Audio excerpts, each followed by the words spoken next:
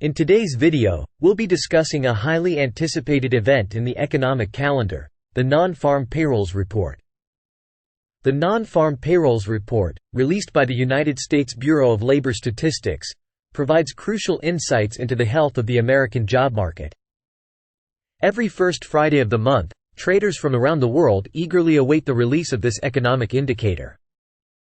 The report measures the total number of paid workers in the U.S. economy, excluding farm workers, government employees, and non-profit organization personnel.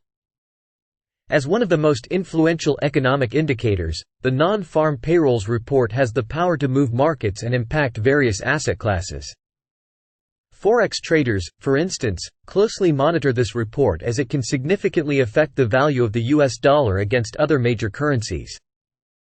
Stock traders also pay close attention to the Non-Farm Payrolls Report, as it provides insights into the overall health of the U.S. economy.